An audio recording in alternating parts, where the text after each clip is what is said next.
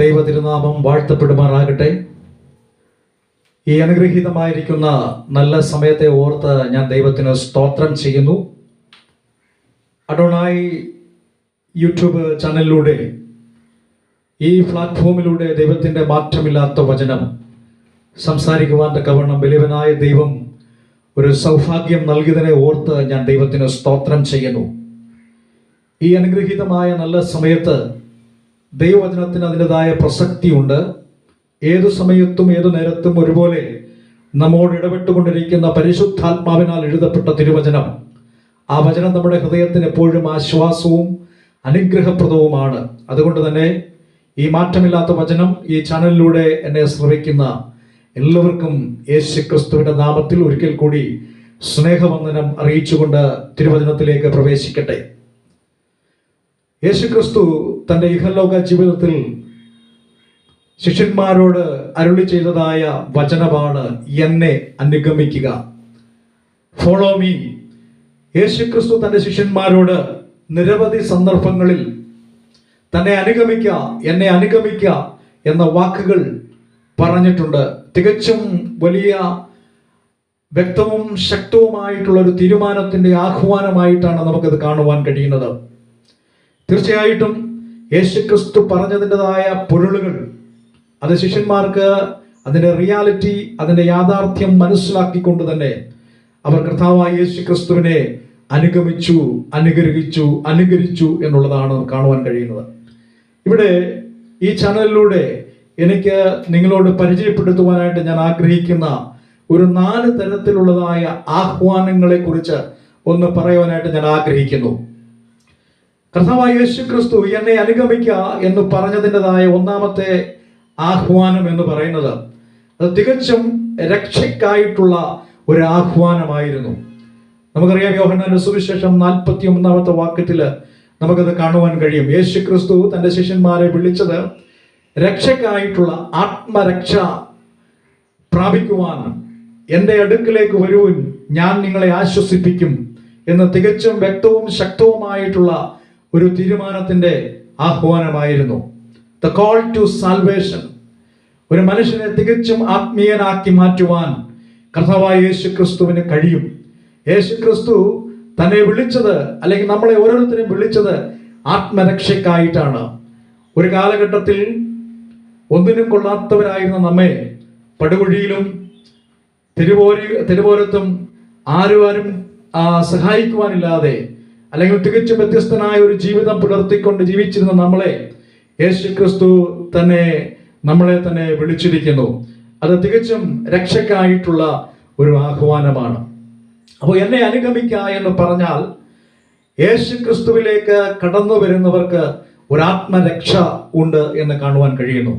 അപ്പോസ്തലനായിരിക്കുന്ന പൗലോസിന്റെ ഭാഷയിൽ പറഞ്ഞു കഴിഞ്ഞാൽ, കൃപയാലത്രേ ആത്മരക്ഷ, അത് വിശ്വാസത്താൽ നേടുക എന്നുള്ളതാണ്. യേശുക്രിസ്തുവിന്റെ രക്ഷയിലേക്ക്, ആത്മരക്ഷയിലേക്ക് എങ്ങനെ കടന്നു വരുവാൻ കഴിയുമെന്നുള്ളത് ചുരുങ്ങിയ സമയം കൊണ്ട് ഞാൻ പറയാൻ താല്പര്യപ്പെടുന്നത്, കൃപയാലത്രേ. അത് കർത്താവായ യേശുക്രിസ്തു നമ്മളെ സ്നേഹിക്കുന്ന, അനർഹമായിരിക്കുന്ന, അതുല്യമായിരിക്കുന്ന ദിവ്യ സ്നേഹത്തിന്റെ ആ വലിയ ആഴമേറിയതായ സ്നേഹത്താൽ മാത്രം. അതുകൊണ്ട് തന്നെ വിശ്വാസത്താൽ യേശുക്രിസ്തുവിലേക്ക് കടന്നു വരുമ്പോൾ നാം ആത്മരക്ഷ പ്രാപിക്കുന്നു. രണ്ടാമത്തെ ആഹ്വാനം എന്ന് പറയുന്നത് ദൈവത്തെ മഹത്വപ്പെടുത്തുവാനുള്ളതായ ആഹ്വാനം, കോൾ ടു ഗ്ലോറിഫൈ ഗാഡ്. ദൈവത്തെ മഹത്വപ്പെടുത്തുവാൻ യോഹന്നാന്റെ സുവിശേഷം 21:19 നമുക്കത് കാണുവാൻ കഴിയും. ദൈവത്തെ മഹത്വപ്പെടുത്തുക എങ്ങനെയാണ്? How do we glorify God? എങ്ങനെ നമുക്ക് ദൈവത്തെ മഹത്വപ്പെടുത്തുവാൻ കഴിയും?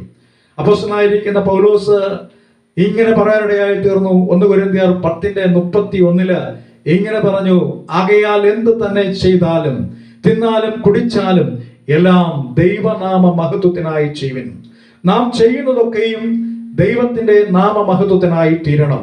തിന്നാലും കുടിച്ചാലും എന്ത് പ്രവൃത്തികൾ ചെയ്താലും അത് ദൈവത്തിന് ഹിതമുള്ളതായി തീരണം, ദൈവനാമം മഹത്വം കരയറ്റുന്നതായി തീരണം.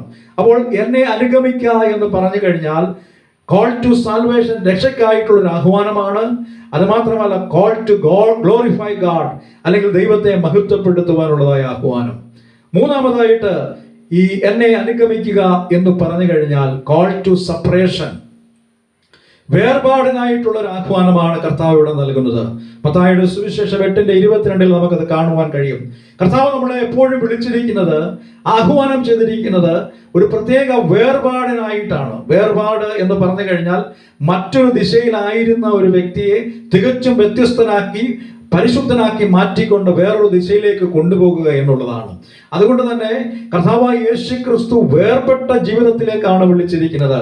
കർത്താവായ യേശു ക്രിസ്തുവിലൂടെ പ്രതിനിധാനം ചെയ്യുന്നത് ഒരു പരിശുദ്ധവും പരിപാവനവുമായിരിക്കുന്ന ഒരു ജീവിതം. പാപിയായ മനുഷ്യനെ പരിശുദ്ധനാക്കുന്നവനാണ് കർത്താവായ യേശു ക്രിസ്തു. അതുകൊണ്ട് തന്നെ എന്നെ അനുഗമിക്കുക എന്ന് പറഞ്ഞു കഴിഞ്ഞാൽ കോൾ ടു സെപ്പറേഷൻ, വേർപാടിനായിട്ടുള്ള ഒരു വിളിയായിരുന്നു.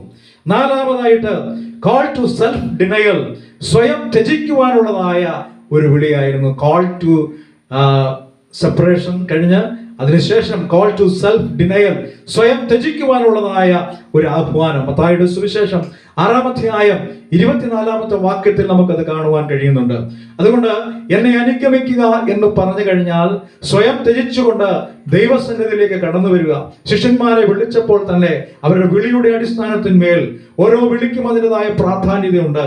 ഓരോ വിളിയുടെ അടിസ്ഥാനത്തിന്മേൽ വിശുദ്ധ വിളി കൊണ്ട്, സ്വർഗീയ വിളി കൊണ്ടൊക്കെ കർത്താവ് വിളിച്ചിരിക്കുമ്പോൾ എന്നെ അനുഗമിക്കുക എന്ന് പറഞ്ഞപ്പോൾ അത് വ്യക്തവും ശക്തവുമായിട്ടുള്ള തീരുമാനത്തിലാണ് കർത്താവ് വിളിച്ചിരിക്കുന്നത്. അതുകൊണ്ട് തന്നെ ഞാൻ ഈ 4 ആഹ്വാനം പറഞ്ഞു.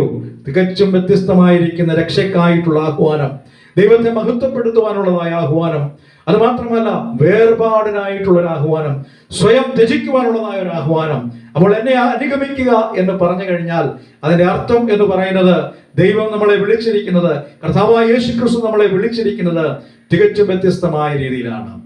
എന്നെ ഈ മീഡിയയിലൂടെ ശ്രവിച്ചുകൊണ്ടിരിക്കുന്ന ഏവരുമേ, ആരെങ്കിലും കർത്താവിന്റെ ആഹ്വാനത്തെ തിരസ്കരിച്ചുകൊണ്ട് അതിനെ ത്യജിച്ചുകൊണ്ട് കടന്നു പോകുകയാണെങ്കിൽ നിത്യത എന്ന് പറയുന്നതായ നരകം നമുക്കായി കാത്തിരിക്കുന്നു. എന്നാൽ ഈ ആത്മരക്ഷയിലൂടെ യേശു ക്രിസ്തുവിലൂടെ ഒരുക്കുന്നതായ നിത്യ സ്വർഗത്തിന് പാത്രീഭൂതരായി തീർന്നുകൊണ്ട് പ്രത്യാശയുടെ ജീവിതം നയിച്ച് വിശ്വാസ പ്രമാണം അനുസരിച്ച് മുൻപോട്ട് കടന്നു പോകുമെങ്കിൽ തികച്ചും വ്യത്യസ്തമായിരിക്കുന്ന നല്ല അനുഗ്രഹിക്കപ്പെട്ടതായ കുടുംബജീവിതവും പ്രത്യാശ നിർഭരമായിരിക്കുന്ന ഒരു ജീവിതവും നമുക്ക് ലഭിക്കും. അതുകൊണ്ട് കേൾക്കണമേ, ഈ ആഹ്വാനങ്ങൾ ഏറ്റെടുത്തുകൊണ്ട് മുൻപോട്ട് കടന്നു പോകുവാൻ വലിയവനായ ദൈവം നമ്മളെ സഹായിക്കട്ടെ. നമുക്ക് പ്രാർത്ഥിക്കാം. കരുണയിൽ സമ്പന്നനായ സ്വർഗീയ നല്ല ദൈവമേ, കർത്താവേ, ഈ അനുഗ്രഹീതമായിരിക്കുന്ന നല്ല സമയത്തിനായി സ്തോത്രം. യേശു ക്രിസ്തു പറഞ്ഞു, എന്നെ അനുഗമിക്കാം. വ്യക്തവും ശക്തവുമായിട്ടുള്ള ഒരു തീരുമാനത്തിന്റെ ഒരു ആഹ്വാനമായിരുന്നു. തികച്ചും വ്യത്യസ്തമായിരിക്കുന്ന ആഹ്വാനം, ആത്മീയ രക്ഷയ്ക്കായിട്ട് നമ്മളെ ഒരുക്കുന്ന ഒരു ആഹ്വാനം, വേർപാടിനായിട്ടുള്ള ഒരു ആഹ്വാനം. അത് മാത്രമല്ല, സ്വയം ത്യജിച്ചുകൊണ്ട് ഒരു വേർപെട്ട അനുഭവത്തിലൂടെ കർത്താവ് നൽകുന്ന അനുഗ്രഹിക്കപ്പെട്ട നല്ല പദവികൾക്കായി സ്തോത്രം. കേൾവിക്കാരെ അനുഗ്രഹിച്ചതിനായി സ്തോത്രം. അടിയനെ ബലപ്പെടുത്തിയതിനായി നന്ദിയോടെ സ്തോത്രം ചെയ്യുന്നു. മാനവും മഹത്വവും അങ്ങെടുക്കണം. പ്രാർത്ഥന കേട്ടതിനായി നന്ദിയോടെ സ്തോത്രം. യേശു ക്രിസ്തുവിന്റെ ധന്യമുള്ള നാമത്തിൽ തന്നെ ആമേൻ. ഞങ്ങളെ ശ്രവിച്ച എല്ലാവർക്കും ഒരിക്കൽ കൂടി നന്ദി പറഞ്ഞുകൊണ്ട് വീണ്ടും നമുക്ക് കാണാം.